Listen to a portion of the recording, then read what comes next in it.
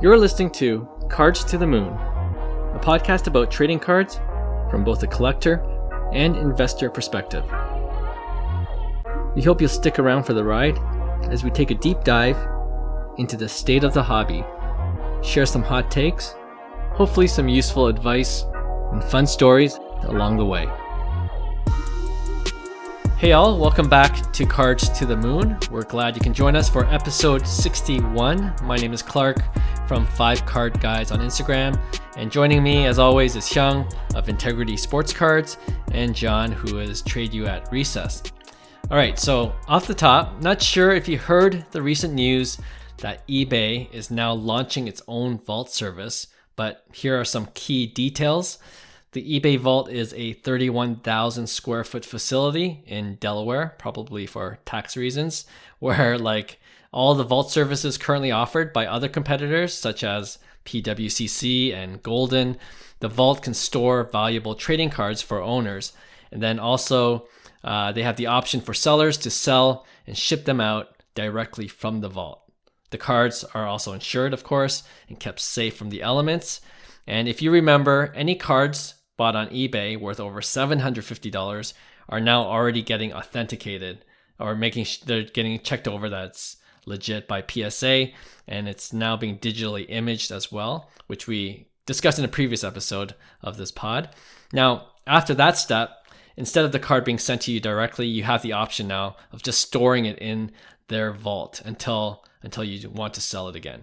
So what do you guys think about eBay now entering the vaulting business, and would you ever use their vault? Oh, man. eBay. God. Lower your fees. That's all I want. I don't want no vault services. Love-hate relationship with eBay. I just want lower fees, you know? It just feels like it was inevitable, but another vault service is typical, right? And I think we chatted a bit about this before, right? Those are like I believe like PWCC. Right.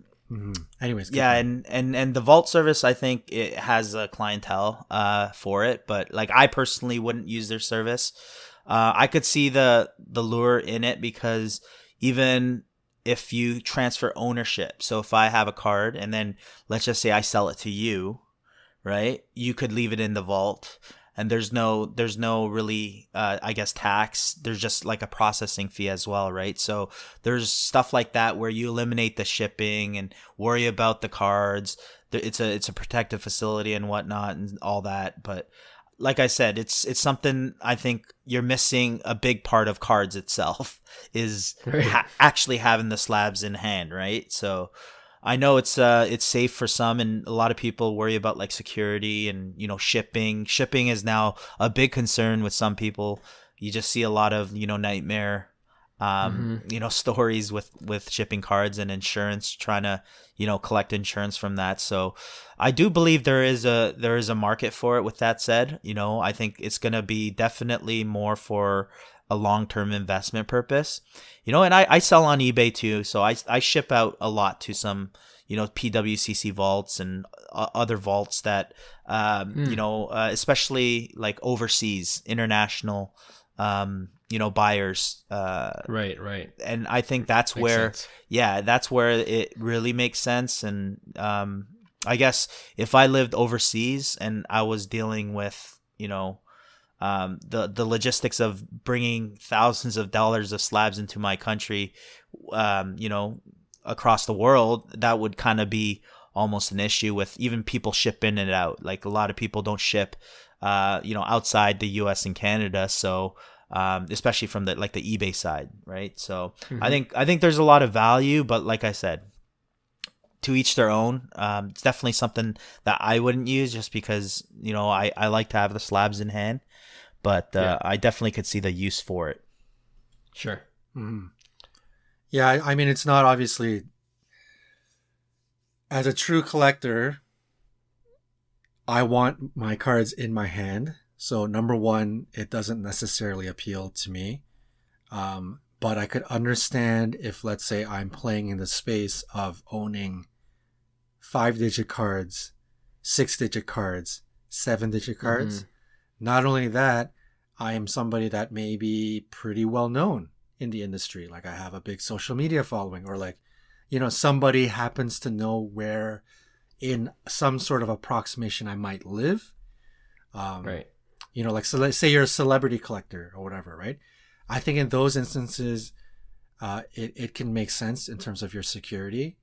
But for me, who's an absolute nobody, who doesn't own any massively expensive cards, it's obviously this kind of service obviously doesn't cater to me. But then at the same time, I could understand people are not necessarily collectors and just strictly investing.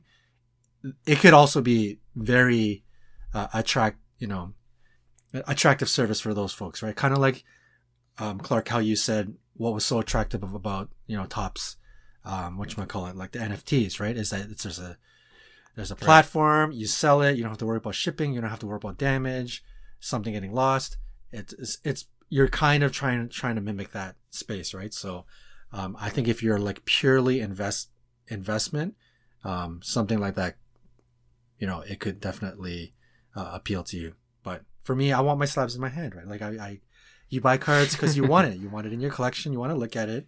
Maybe you get bored and you sell it eventually, but at least for the time being, you want to look at it, right? So, yeah, I think we're all in the same boat. Like we're all true collectors at heart. We want the slabs in our hands, but like you guys both said, it's not a silly idea. Like for me, it's like, why did eBay take so long to provide this service? Obviously, there will be people, investor types, that would love to use this service, and even for Hyung, you mentioned international, but even for Canadians like us, you know what I mean? Like sometimes it's a pain to get it across the border, right. And this could be a viable option for bigger cards, like you were saying, John, to just keep it in a secured vault, and then if you're just doing it for investment purposes anyway, yeah, you don't have that desire to hold in your slabs, you might as well just keep it there, and then just with a few clicks of the button you could just sell it just as easily, right? Or even ship it from there to like an auction house, right? And then you don't have to worry about insurance and right.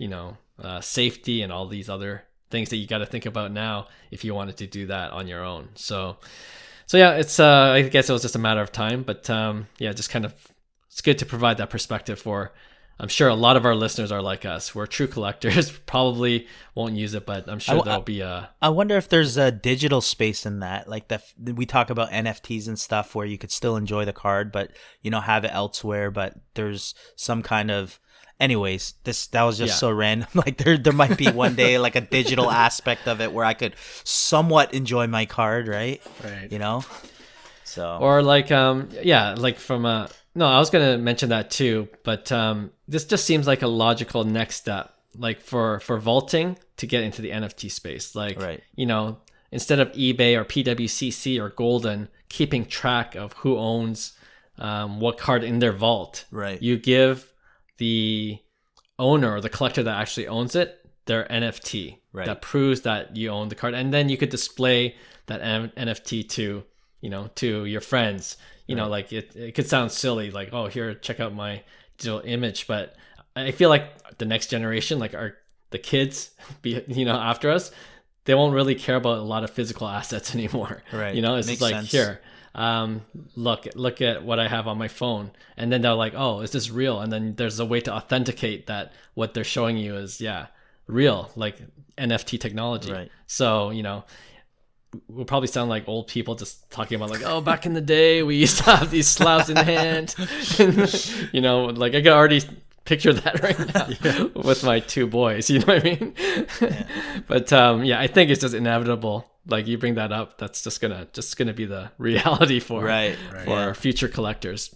But anyway, it's interesting they took this long. That's the one big thing for me. Why did they take this long to offer a service that's, they have such a huge market share? They're just letting other companies do it first.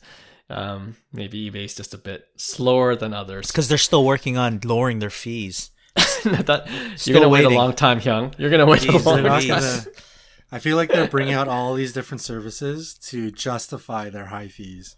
Oh, man. We're paying. This is taxation at its finest. We're paying for that facility probably. Yeah, totally. The next service they're going to offer you is not lowering their fees. It's going to be like triple padded envelopes. Exactly. Oh boy. All right, we'll see how this all plays out soon enough. Let's move on then now to hobby headlines.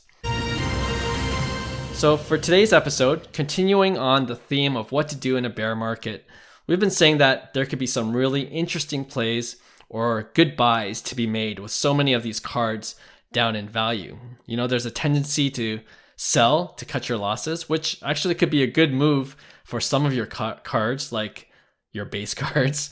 But what I want to focus on today is like some of the risky plays that you're thinking of doing in the hobby that you could see like a big upside in the future whenever the hobby rebounds hopefully along with the economy.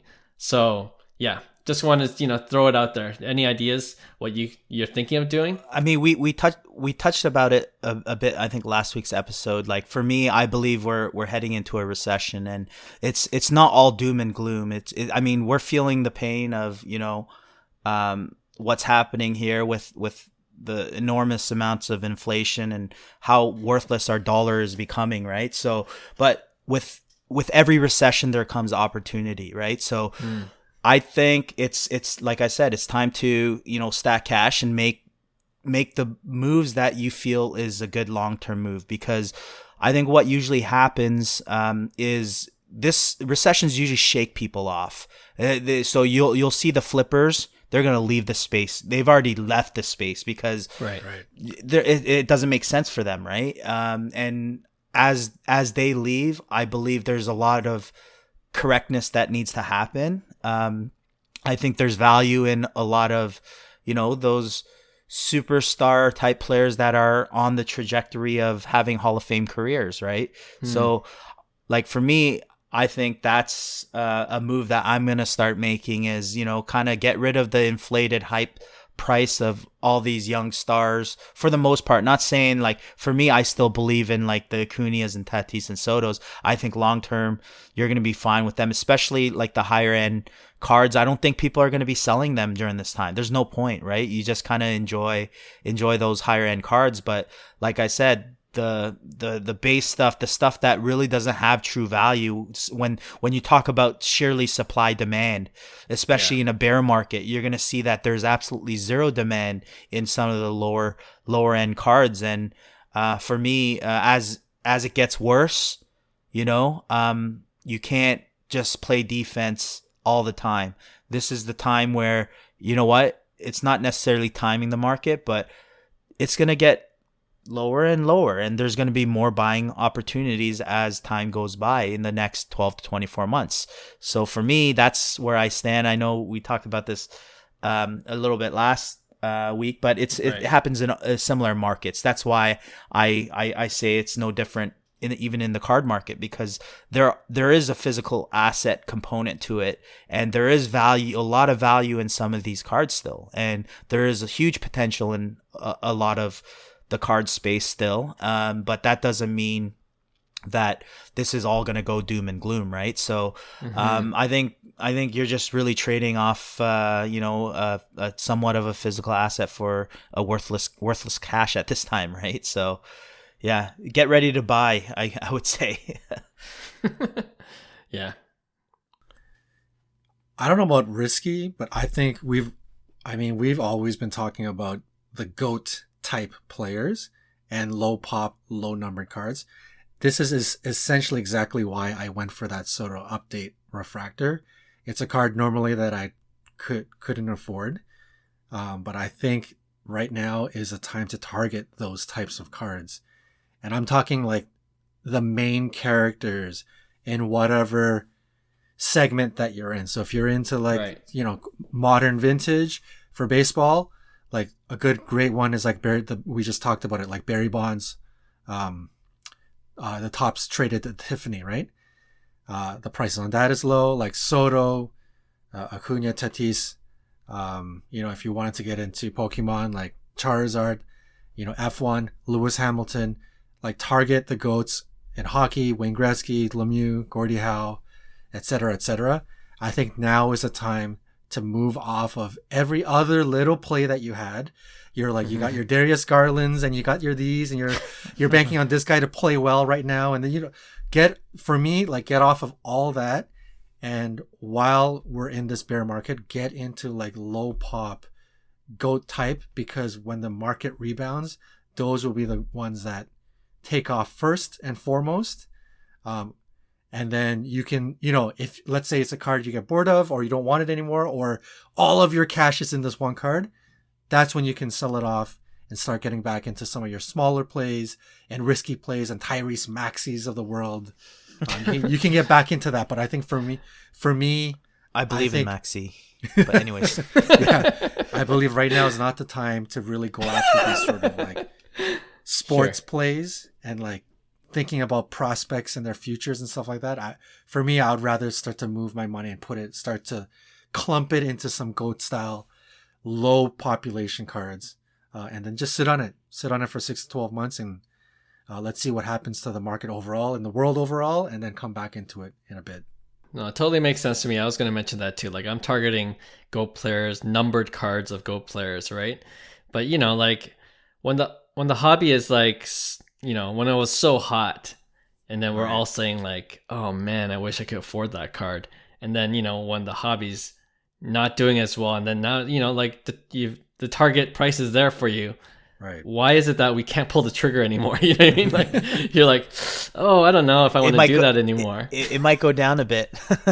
And I think it will. That's why. Yeah. Yeah. I think we could see it go down a lot further. Sure. But I mean, it's impossible to time the market, right? Right, 100%. We all know that truth as well. Yeah. And like how many times have we been burned? Like, oh, it could go down further, and it could go down further, sure. But then sometimes it just rebounds, and then it's too late. You're like, oh, maybe I'll dip down again, and it never does. You know what I mean? Right. I don't know how many cards I've lost thinking that, trying to make that strategy work. Right. So, but the point is that like if the main your GOAT type low population card is going down, and you think, oh, I think it could go down further, and I'll take even more of now. Well, you know what? Whatever you're hanging on to right now is also going to go down even further, and it's not low population, so it has less of a chance to really it's already in the negatives. Yeah, exactly. Can't give them away. Yeah. Yeah. No, good advice. I got another one. Like, I think with the hobby, when I was, really hyped up, everything was selling, even non-sports cards. You know what I mean? Like the non-traditional sports. And I think with the hobby going through what it's going now, those cards are the ones to really tank as well, right? So if you still believe in the hobby and you like some of these more niche plays, you could probably get tremendous value on some of these cards, right? So like, I haven't been thinking about a lot of non-sports because I'm primarily a sports guy, but I've been looking at the 2021 Star Wars Galaxy Chrome, you know what I mean?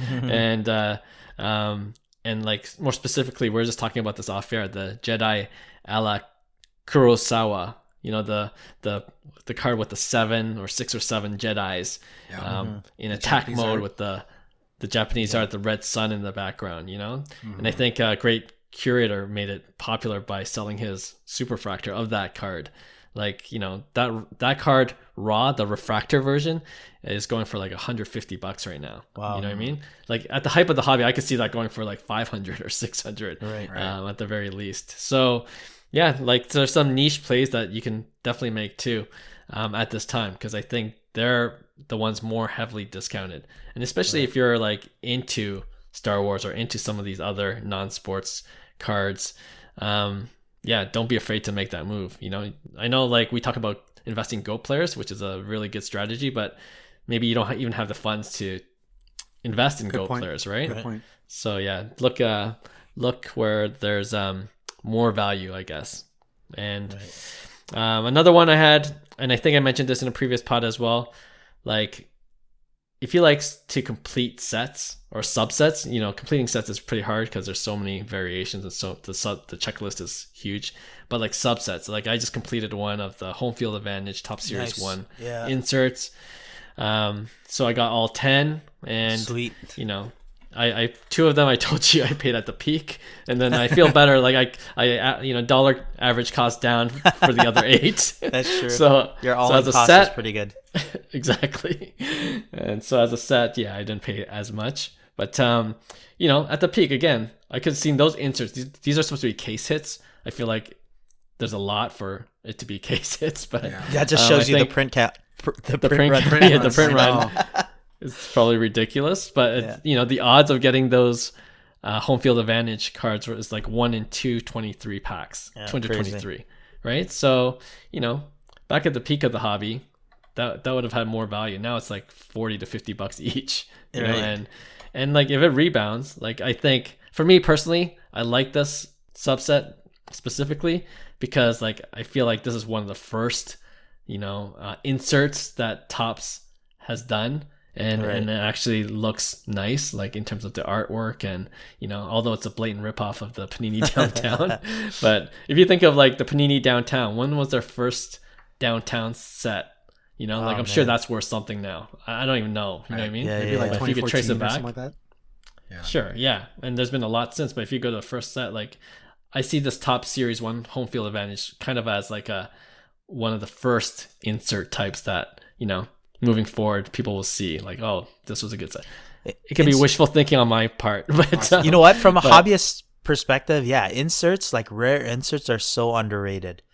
Like Yeah. so underrated. Like I wish that they brought back the love for inserts, because as a kid, if you got an insert, if you got a Donruss Diamond Kings, game over. It's like boom, Right. the red set. I don't even know if they were inserts at the time, but I remember when I pulled like a Diamond King, like it was like hand drawn or whatever, but it was an awesome card. Oh, really? But yeah. yeah, I was those even as a kid, I was into the hype, man. It was like Diamond King was trash, but like Todd Van Poppel prospects, I was like, yeah, Kevin Moss. yeah, Kevin Moss. totally. Kevin Moss. People probably like the younger generation probably Like, have the hell no are you clue who talking Kevin about? Moss They're, is. they're tuning out right now. So let's switch the topic right away. The only thing about inserts now, like they just kind of overdid the modern cards. The modern sets, they've kind of like overdone it. You know what I mean? Like Yeah, at the card show, Hyung, we were ripping open the 2022 Bowman, Right. and I lost count of how many types of inserts there were. Like, just I'm like, skip. is this? It's just I'm like, skip. is this a good insert or like or a regular insert? You know what I mean? Yeah, nobody wants them. It's sad.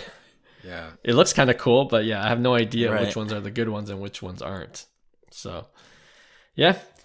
No, and I agree with you 100% about like at this time, you're going to shake off all the quick flippers, and even from like content creation, the influencers, Right. like the ones that want to get in and, at the hype of the hobby and try to make it big. And now it's a lot more challenging to do For that. sure. Those guys are going Right. to quit creating For sure. content. 100%. So for us, you have to have you know, passion. You have to have passion in what you do, and Yeah. that's what. If you don't have passion anymore for the space, you're probably going to leave too. Just being real, because life Sure. starts taking a turn. Other things become important. Right. Other things become less important, right? Especially if you're taking L's all over the place, right? So that's why we got to change our mindset to more of a long-term strategy. And I think that's like we said, you could never go wrong with buy what you love, and stop day trading it like stocks, right? Right. So Like, for listeners, if you got anything out of that Refractor Jones episode, this is a guy that's been collecting since 1979. So he has that's where I was born. like nonstop. All of us kind of took a break. We don't know what happened from like 99 to like 2018. But Refractor Jones has been there solid for all of this time. And his one tip or message to everybody was, if you're in it for the long haul, you will not lose, guaranteed. That's what he said, right? Yeah. So Makes sense. he's seen all the ups and downs. He's seen when it crashed in the mid 90s. He saw when sports cars wasn't popular anymore in like 2010. He's seen it all, and he said, if you're in it for the long term, you'll always get your return. So it was a great little tidbit. 100% agree. Yeah, shout out to Refractor Jones, and I'm glad you brought that point up, because like it reminded me. I put up a post of I think a LeBron James Refractor rookie card, Topps Chrome rookie card, and you know how valuable that card is now, right? Right. And remember in the interview, John, like he was saying he sold that card, and and he's not a big LeBron guy. Like he shared that with you, right? Like both of you guys aren't huge LeBron guys, but he'll still buy a LeBron card, at a pretty good price. And then, like when the hobby's down, sure, it's a lot more affordable. That's why we're talking about this exact issue right now. Right. And then when the hobby picks up, those GOAT type cards, those rare limited go type cards like that LeBron James top scoring refractor just shoots up. And then I think Refractor mentioned like, yeah, I was able to buy a home based on the funds that he got from that card. You know what I mean? So so like the opportunities are there for those who are patient, for those who are in it for the long haul. Yeah, 100% agree. And I think that includes us too. Like we had talked about this too. Like we love talking about sports cards even during this bear market. And you know, it's I'm still ripping. Yeah. I gotta stop though. Seriously. maybe bring it down a notch, but yeah. Everybody feels my pain. Everybody. Hyung, it's like we always say, it's great content. All right, you just gotta film yourself doing that. Worst case scenario, it's great content. Yeah. Can't wait for that YouTube video to come out. All right. Okay, I think we've offered some good advice, hopefully. But yeah, let's go on to our next segment that we're simply calling Shoutout. We did this a while ago as well, where we just wanted to give some props to other people in the hobby for their positive contributions. You know, we in the hobby as a whole probably don't do this enough. But last time we did this, I know we gave kudos to guys like Scotty B Cards for his in-depth knowledge on baseball cards. And he actually came on the show a couple of times as a guest, which was really cool, right? So I thought we could do that again. Is there anyone else you guys have been following in terms of their content and want other fellow collectors to know about? Yeah, for me, I've been following Packman Cards for a while. He's good. Yeah, he's been on YouTube like I think since 2015. So he was kind of pre-COVID hobbyist and some of his stuff is still great because you don't see those OG type influencers. I would categorize him as a bigger influencer. I think he has over 150,000 subscribers on YouTube now, and he's genuine to the hobby, right? So he's a guy that, you know, was front center in that whole Whatnot flawless case where he got invited to LA, or I don't know if it was in LA, but like where Whatnot was holding that whole thing, and they gave Sasha was there, all these other influencers, and I don't think he falls into that category of just straight up influencer. He's been kind of just trying to help and create content. Like I remember for me, it was always like I wanted to rip a box of a certain brand like a Prism and see what it's like, and he would always do his reviews and what he liked about, you know, the sets and go in-depth knowledge, right? So I kind of respect kind of like what he's doing and how he handles kind of like all the, I guess, the negativity that comes across the hobby, especially being in that space of influencer type people. So I think he's a really good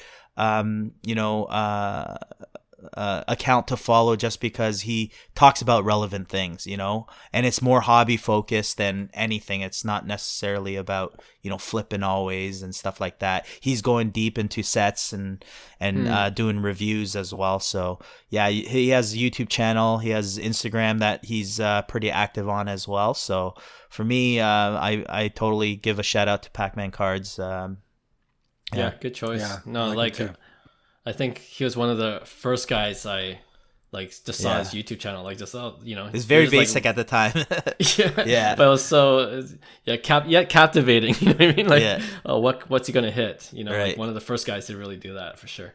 Yeah, I'm gonna go back and shout out my original shout out, which is the Great Curator. He started off when I first started watching his channels. It was a channel that helped a lot of newbies, and he would go tips and tricks and, you know, things about the hobby that he liked. When you go to a show, here's some tips to take on. He was more of like a educational YouTuber, and he started off pretty small. But he's very active. So he started vlogging all of he goes to like a ton of card shows all over the United States. And he also came to the Toronto Expo recently. And he films that content. So I think from there he starts to get bigger. And he was, you can tell from the stuff like in the background and in his house, he's very much into like comic books and pop culture. And most of his stuff early on was sports cards. But I think he started to settle and obviously back then he was also trying to, within the hobby space, he's trying to make money too, to make a living here. But now that pop culture relevant cards, you can make money on it. I think he's kind of found his groove. So he's like really into PMGs, Star Wars, Marvel, you name it. I think he's kind of fell into that groove, and there aren't many YouTubers that kind of focus on those areas. So I think he's found a little bit of a niche. So I think he's doing great. He's kind of, I feel like he's been taking some heat about the Kurosawa Superfractor, because he's like supposedly like pumping and dumping with a whole bunch of the other guy, which is, my opinion, it's a bit of nonsense, but which is too bad. But hey, you know, when you make it, you know, when you get haters, that means you made it, right? So that's when you know. Yeah. So kudos to Great Curator. It's a good you know, it's a good shout out for him. And then number 2 for me, I've been watching this guy for a while as well, is Northeast Ohio Sports and Comics. I think that's his name. It comes out as like Neo Sports and Comics. He's kind of like what Jeff Wilson used to do originally when he first started. He actually uses the market movers tool and talks about what's going on in the market. Let's look at some key cards. So he does a lot of analysis. And then whenever some big, you know, news that comes out, like we talked about today, like eBay launches vault service or PSC dropping their prices, things like that, he'll make an episode talking about it and his opinions about it. I find him to be pretty intelligent in the way he comes across. Not like us. Not like us. Yeah, a bunch of very dummies. different from us. Yeah. That's cool. No, I just like the way how he forms his opinions. They're well thought out. Again, he articulates his points really well. So he's a good listen. Yeah. He's a good listen. So if anyone, Northeast Ohio, comic books and sports cards, give him a chance. Cool. Yeah, we'll post all their handles in our show bio, episode bio below, so you can find them easily.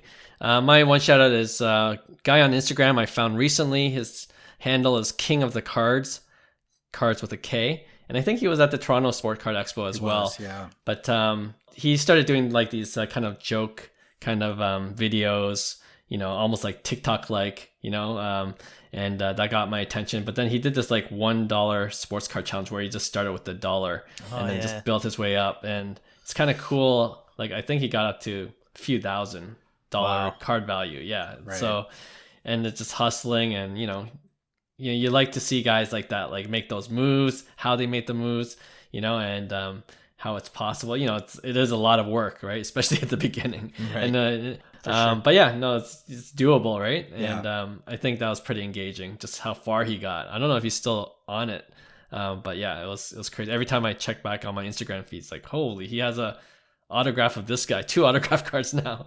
You know, starting with the dollar way at the beginning. So shout out to King of the Cards.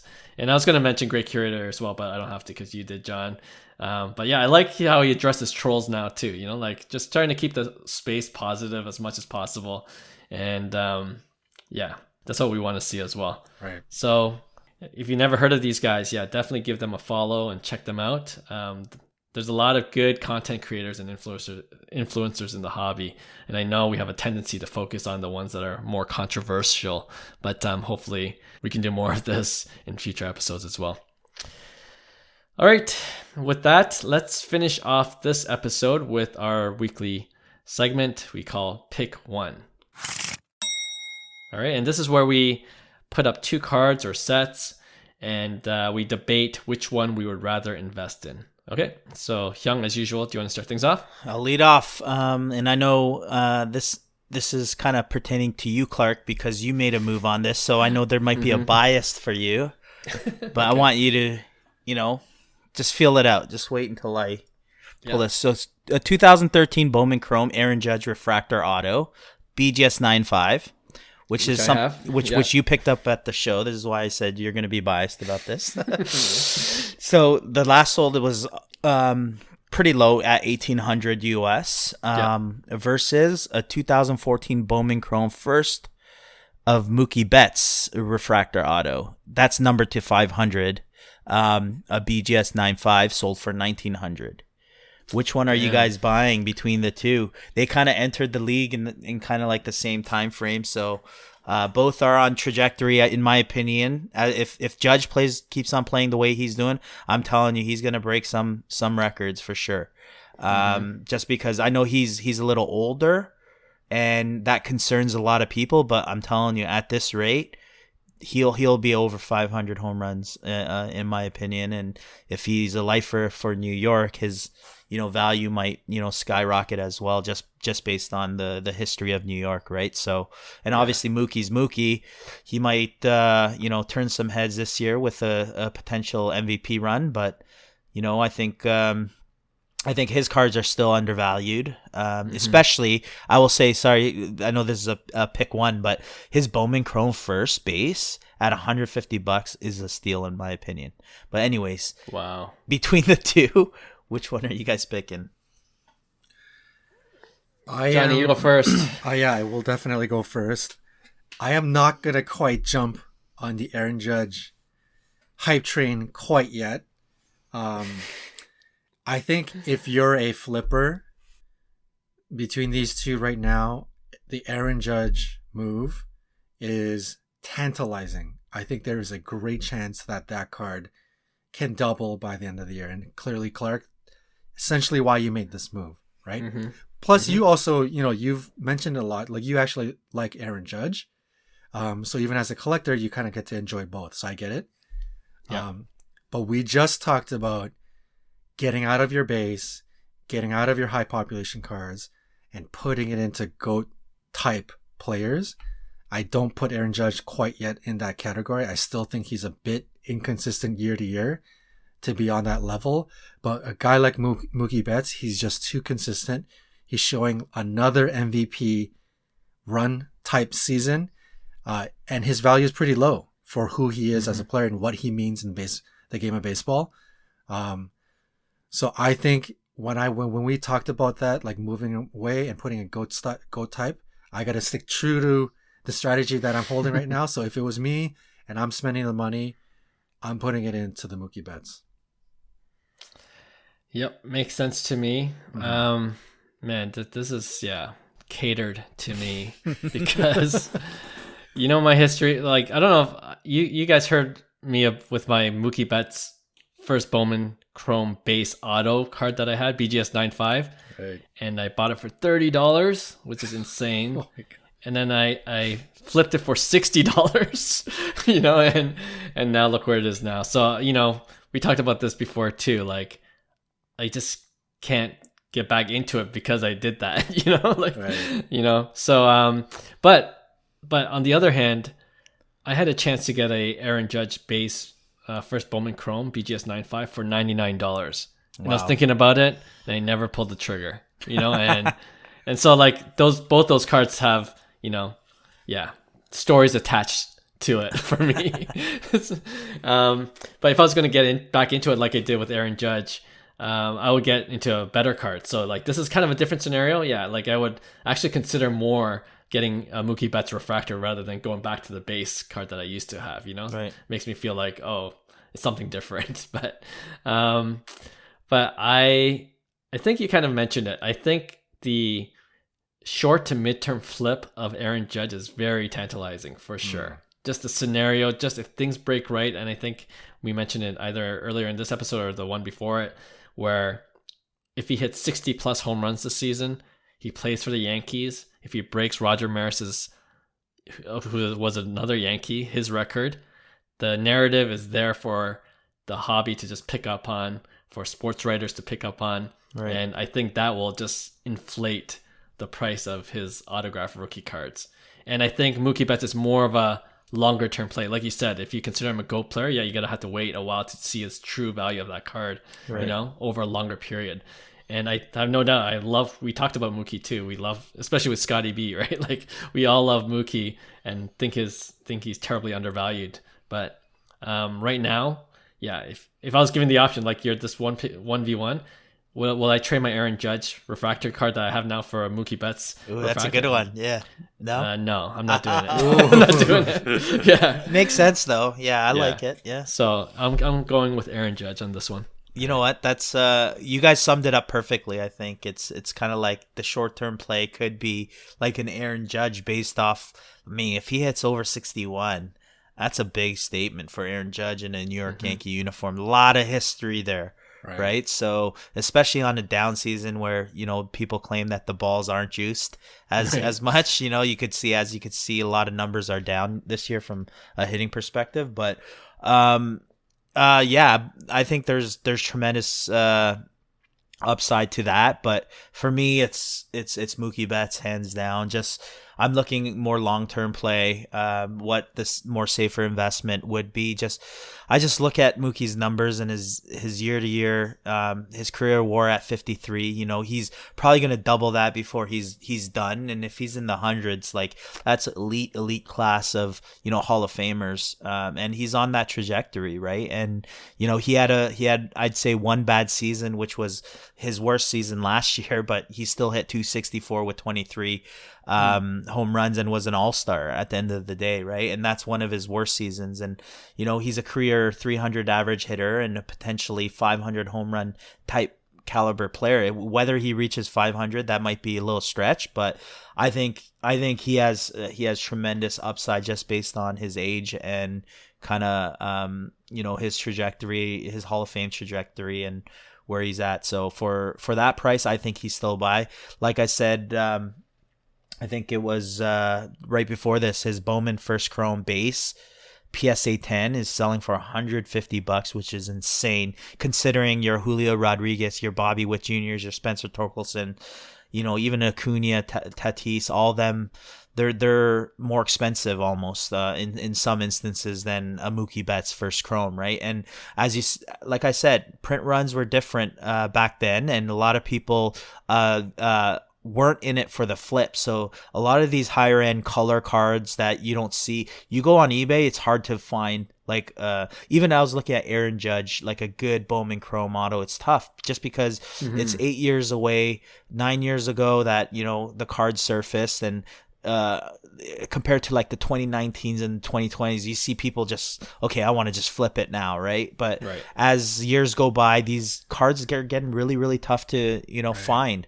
Not a lot of people are selling them anymore, right? So they all eventually land in hardcore collectors' hands, right? And they're similar mindset as what I'm talking about. It's like, okay, when you get that kind of grail card of Aaron Judge or Mookie Betts that you want, you kind of lock in the safe and kind of look at it as a long-term investment, right?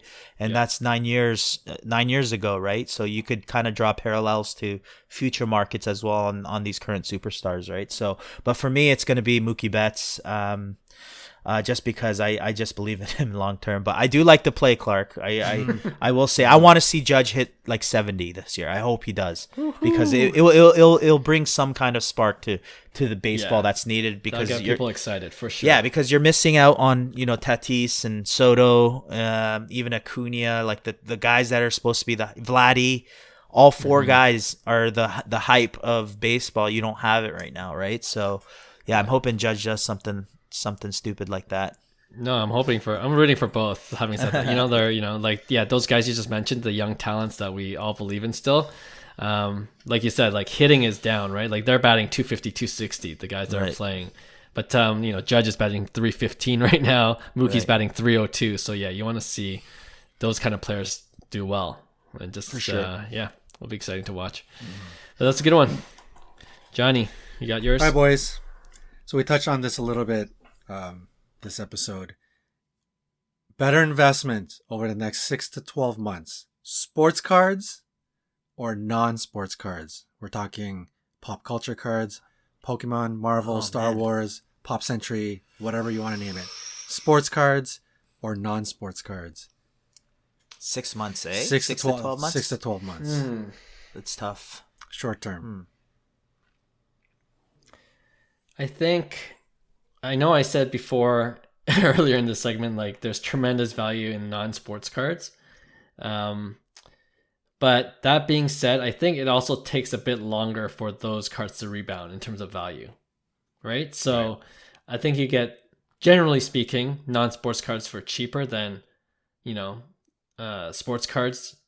But when it rebounds, some of the cheaper sports cards that you believe in will rebound faster and be valued more quickly on the upper level. So yeah, I think now I'm thinking different, but yeah, no, I think Changing his mind now.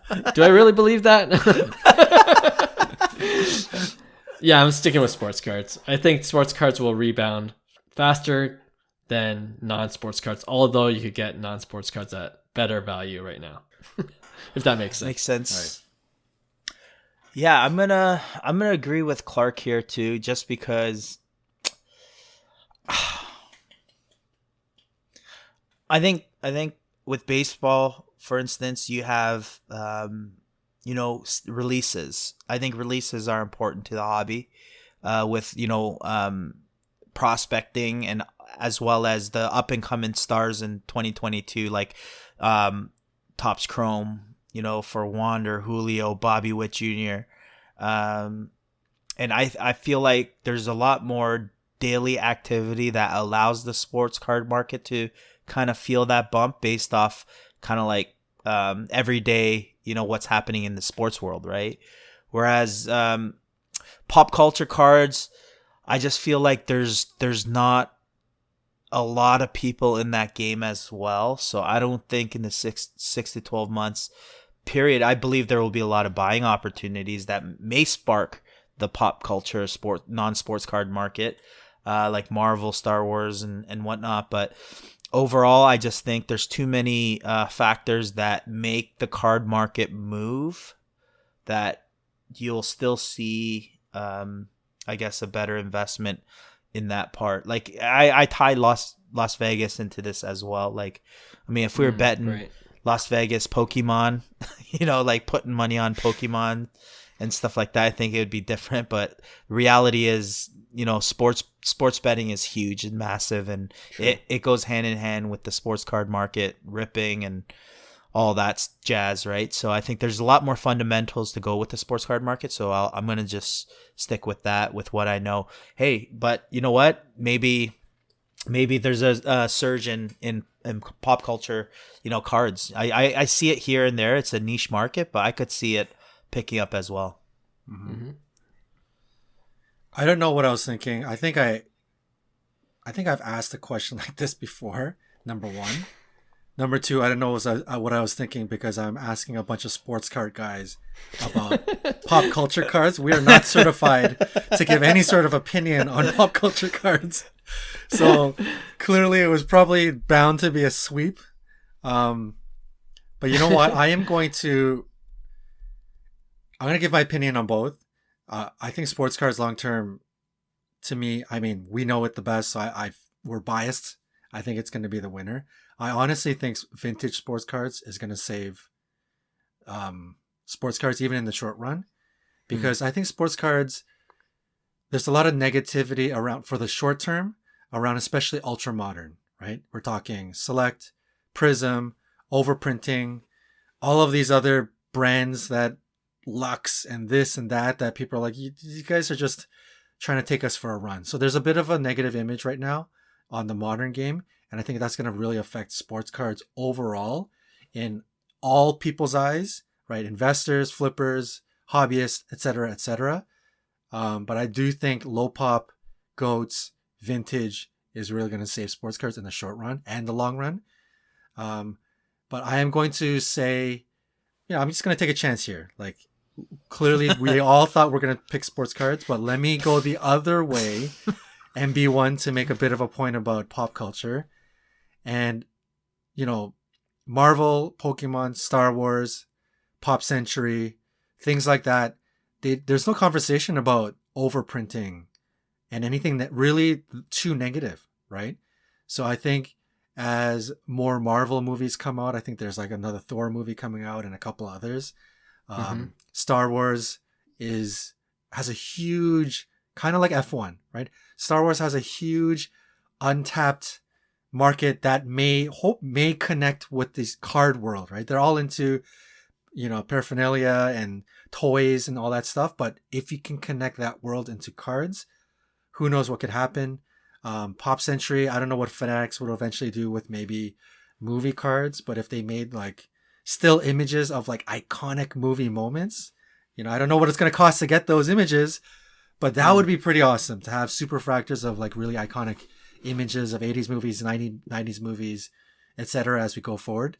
So I think because pop culture doesn't really fall victim to like this negativity about overprinting and Prism and these guys being greedy and all of that jazz, I think in the very short term, as people are trying to scrounge their way and trying to find and salvage their investment and look into what's the next hottest thing, I think there's a chance that in the short term, non-sports cards could do better than sports cards. So I'm going to 51 Fair to enough. 49 pick the other side.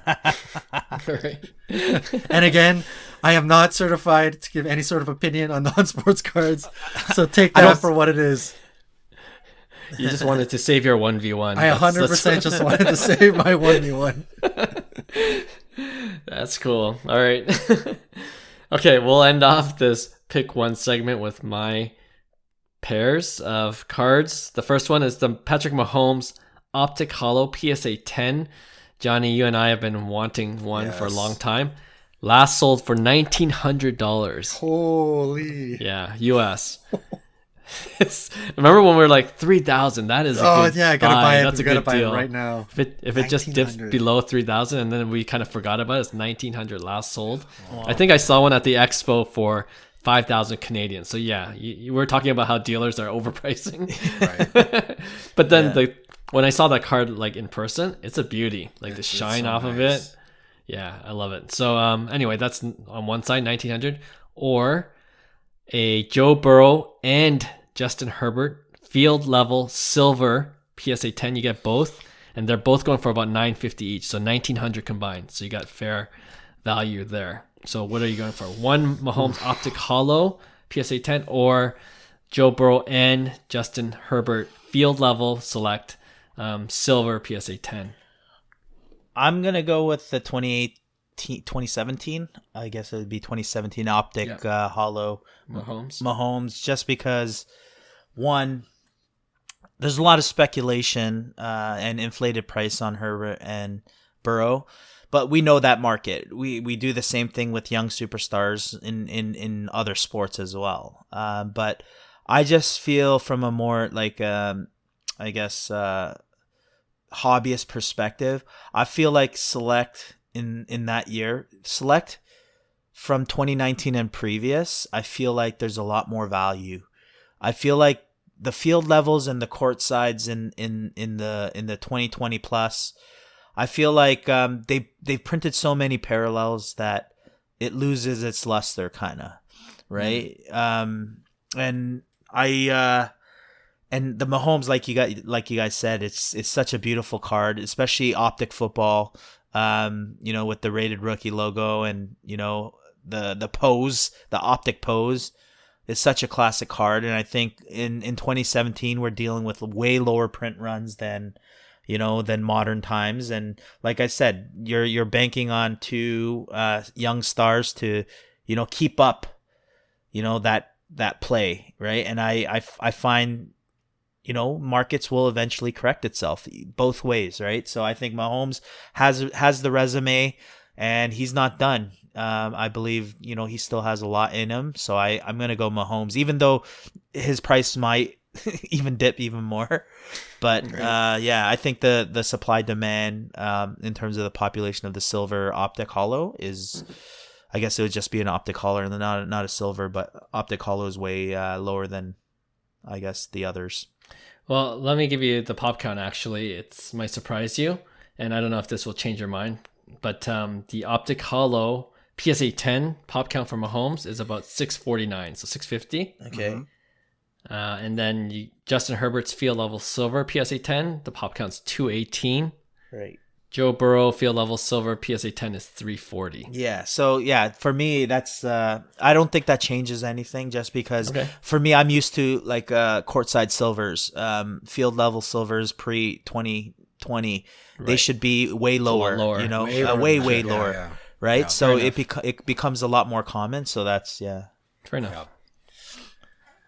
So you picked Mahomes. Okay, so for me, two things that are going for each of these. Mahomes, number one, is Mahomes. He's won a Super Bowl. He's on a Hall of Fame trajectory. He's established. On the other side, you've got Joe Burrow, Justin Herbert. What's going for them? Obviously, young, studly quarterbacks, lots of hype. And you have, especially in the short term, you've got that volatility where the cards could double, triple, right? The things not going for it is Mahomes' prices have been correcting, obviously. I think his prices had already baked in like 2 or 3 Super Bowl rings in the next 5 years, which is not happening. So it's starting to correct.